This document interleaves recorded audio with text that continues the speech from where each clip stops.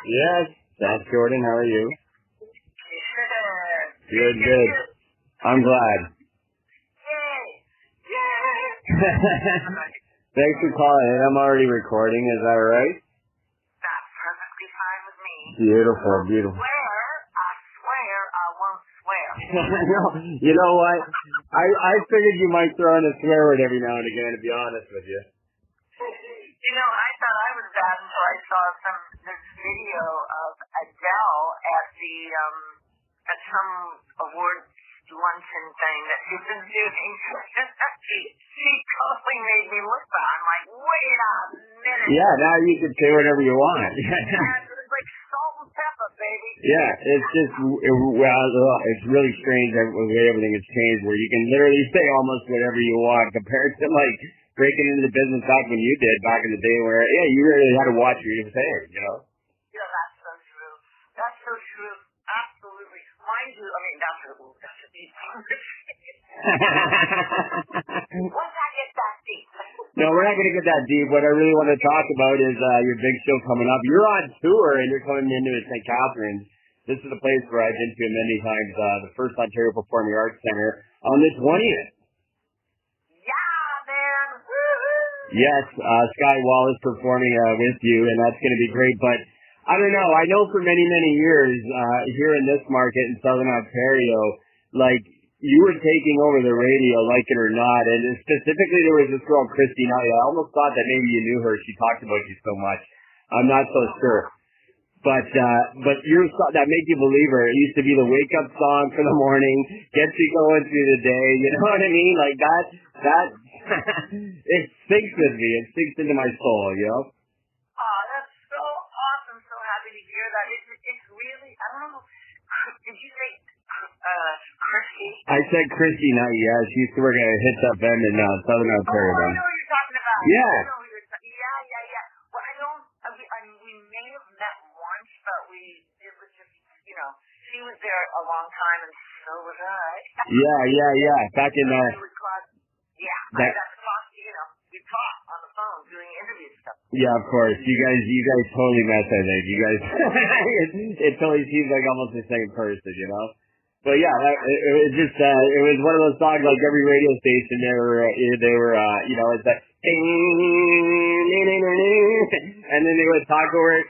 Great song to get you pumped up into the weekend. Let's hear a little Sass Jordan, and it just makes me feel so good that here I am, all these years later, I'm talking to you for my own show. So thank you for that. Seriously, I think we should have a rousing chorus from you on that song. I will make you a believer. I love it. You know what? I was listening to it this morning because I know you got this, I'm going to say new, but old material, but new, 30-year-old material, the live from New York, the 1994. Every song in there, like that gets me going in the morning. I love that song. I've been listening to it day and night, up until talking to you right now.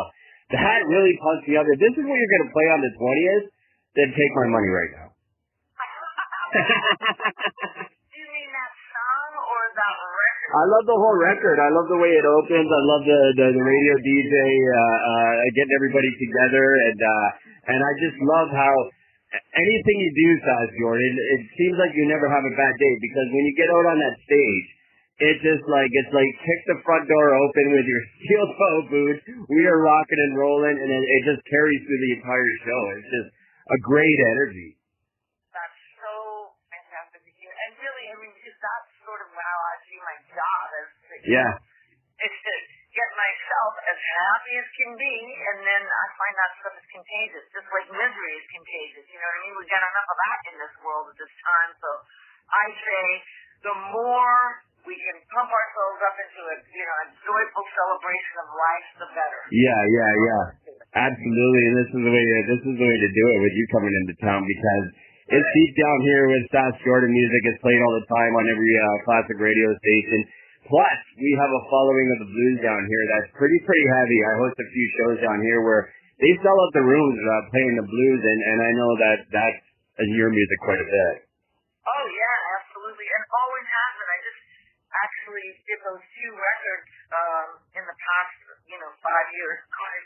Okay, It's all right. It's all right. We love it.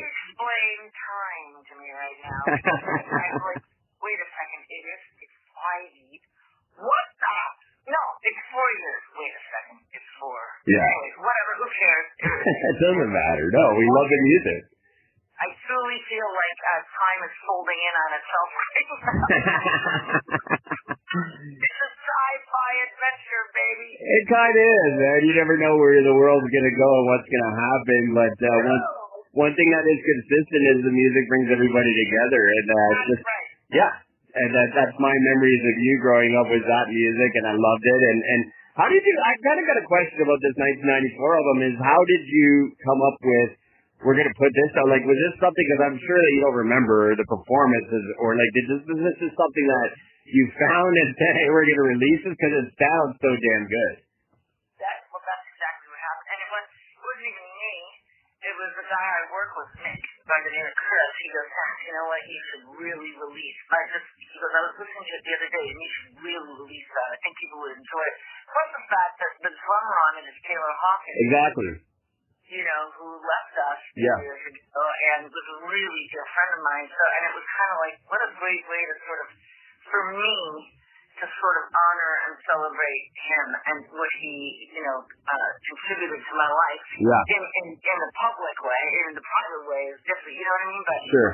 Yeah, so, and everything sort of conspired to make it the right moment. Yeah. No, it really has come together because that's how I think of it too. It's an album that's kind of 30 years old. I mean, released new, but I mean, the music is 30 years old. A concert from 30 years ago. And it is kind of the music that I grew up listening to. It all touches everything. And even with, Taylor, that combination and then it just says everything to me. It's just a whole bunch rolled into a ball into one, and here's the release, and that's what I love about it. So it's my favorite album, really. It's honestly, I love playing it. Awesome. Yeah. Hey, all right. In between, I'm kind of curious too. There's a couple little things I wanted to highlight here. One is when you started. There's a video out on YouTube. I'm going to just take you off of this music for a bit. There's a video out on YouTube with you with Kiss, and you had to be like 20 years old in this. Yeah. Is that what you first started doing before music? Because you're really young. This seems like before much music, before Erica M, before, was it you doing it? Because you're standing there with Gene Simmons and Paul Stanley. These guys just did their last show, I guess.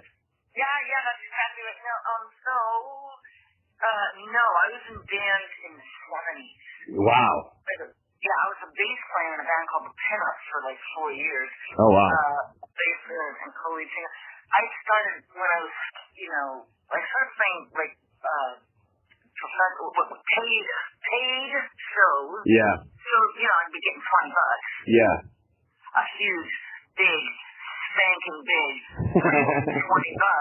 But I was still getting paid. So, and that started I was about 15 when I started doing that. Really? Like you've been doing this your whole life? Oh my God, yeah. Your whole life? That's amazing. I'm still goddamn doing it. But the thing is, so that whole TV show thing was called Radio Video, and it was in Montreal, and it was way before Music Plus, which was the Quebec version of Much Music, and I believe it could have been the one that started first. I don't remember anyway. But the point is that the guy that was the producer on those shows, the radio video shows, TV shows, went on to create Music Plus. But the thing is this was, as I said, before, it was their 10th anniversary, that Kiss. Their 10th anniversary. So that's crazy. How long ago? So what was that, 1983 or something like that? I have no idea. I'm horrible with math, but I it's so great. Yeah, I mean, I think they started in 1973. I don't know because I was never really that big of a fan. But anyway, as you can tell from that video, I had no idea. Which pissed off Paul. Yeah. This is all a story for the book. Anyways. But, however, let's see. Yeah, so there was no actual video outlet for any band coming to Montreal in those early 80s, like early to mid 80s days before Music Plus. So all the bands that came to town did our show. So I ended up interviewing In Excess, Def Leppard, Phil Collins, Brian Ferry, like Nina Hagen, he probably doesn't know, but the list went, it was insane, and all the big sort of new wave bands of the time, like ABC and all these bands, since probably disappeared, like you would have been alive at that time. Yeah. I'm listening to it and know even, but they were huge at the time, and like that, oh my God, all kinds of crazy bands, I'm telling you.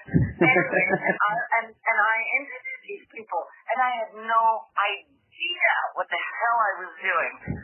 The reason I wanted to do it was because I was asked to do it because I knew some of the people in the record business at that time, because I'd already been in the business for a while. That's crazy, yeah. Started out super early, and I was, but the whole time my plan was I was going to be doing it too. And I thought it would be really interesting to interview these people who were already where I saw myself going. Yeah, you're kind of looking at it as a different thing. You're not necessarily interviewing. You're trying to break into the business more, and you're. Yeah, and I wanted to see what it sounded like from their point of view. Yeah. Because that's where I was going, kid. Yeah. No messing around. Did it feel good, like the feedback you were getting from those stars, for you to figure out, hey, this is for me, this is where I'm going, I feel good about this? Well, cause they were stars, yes, they were people. Yeah. So they're just humans.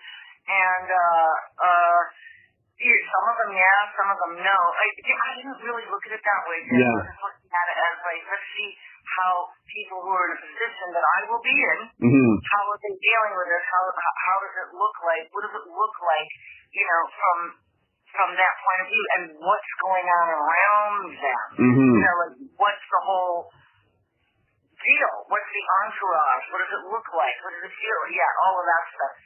And it was just it was a good way to meet a lot of people.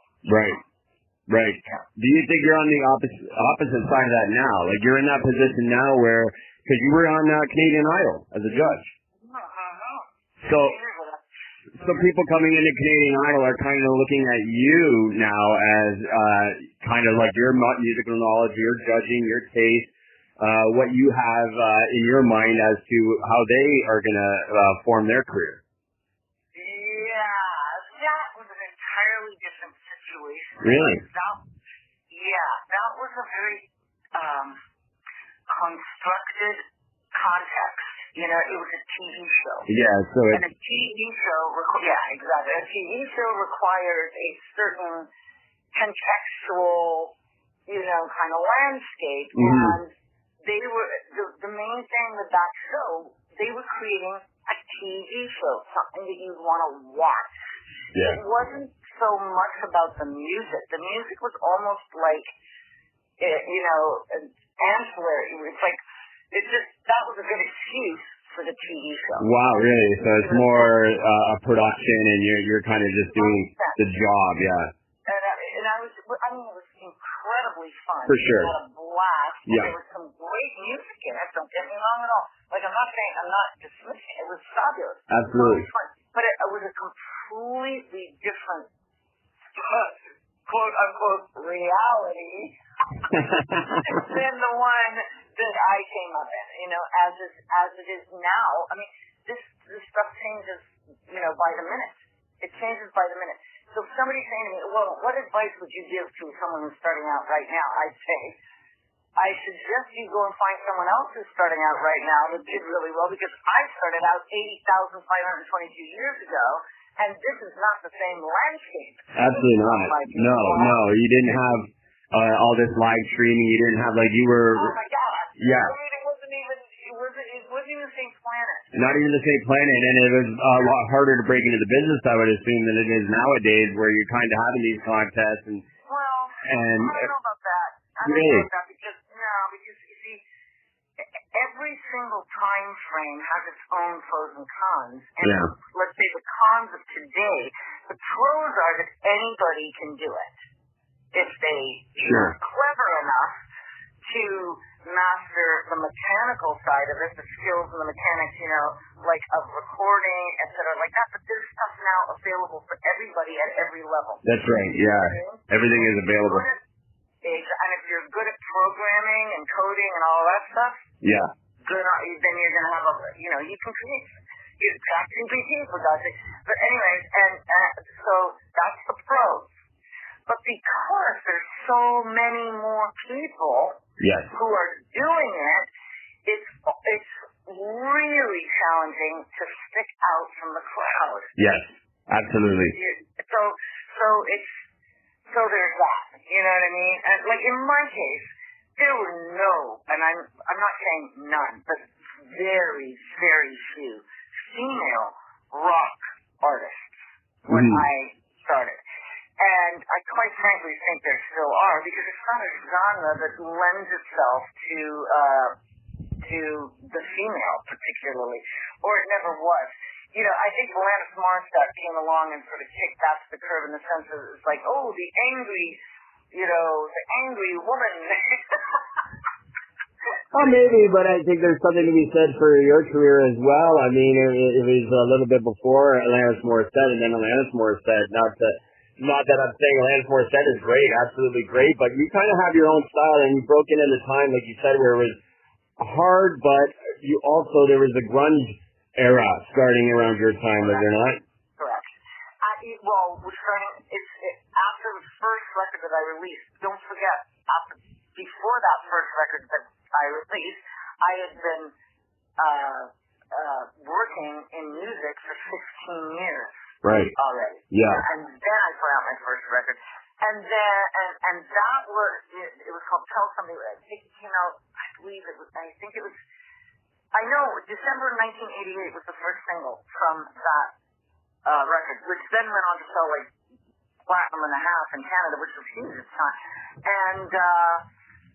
And I agree with you 100%. I'm nothing like Alanis Morissette musically. Yeah. At all. No, not one little bit. Mm. I would not call her blues rock at all. No. And I was influenced by a whole era of male singers, like, Paul Rogers from Bad Company and Steve Cherry from Journey and Steven Tyler, Mick Jagger, not really influenced by Mick, but you know what I mean? Like it was for sure.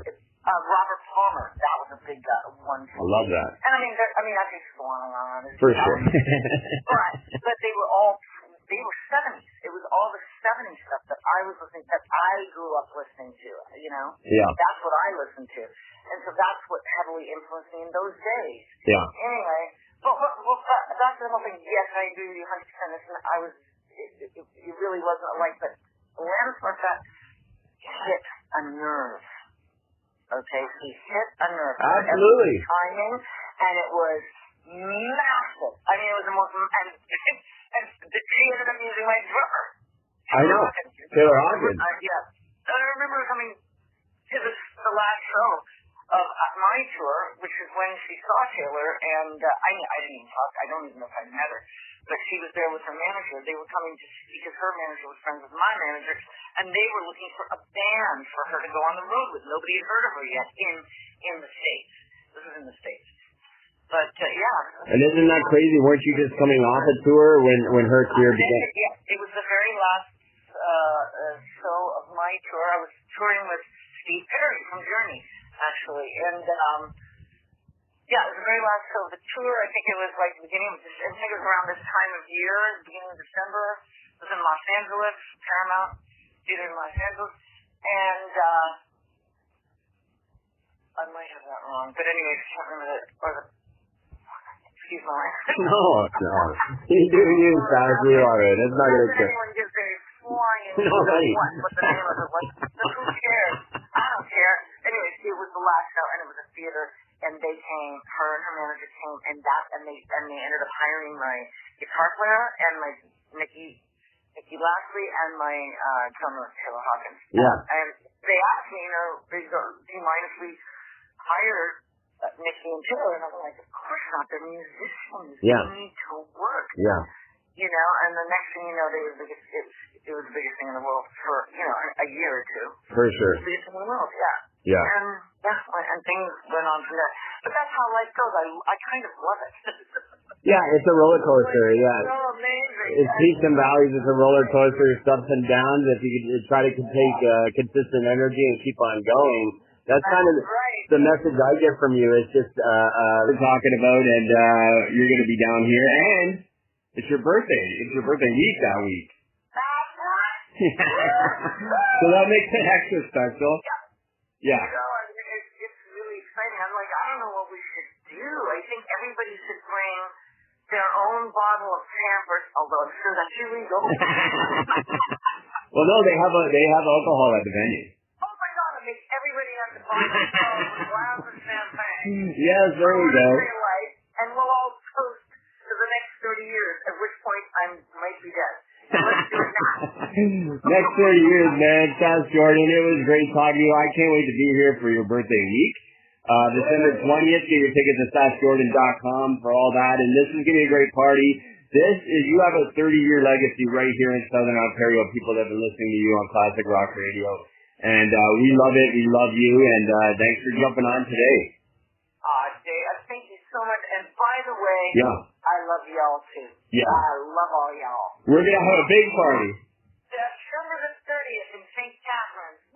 December the 20th. Oh, got it. It's all right. I was just checking. Yes, we got it all down. We are going to sell this place out, man. It's going to be great. Theater setting, and everybody loves the first Ontario. Sass Jordan, we love you, baby. We'll see you on the 20th. See you then. Ciao for now. Ciao. Bye, Joe. Bye. Bye.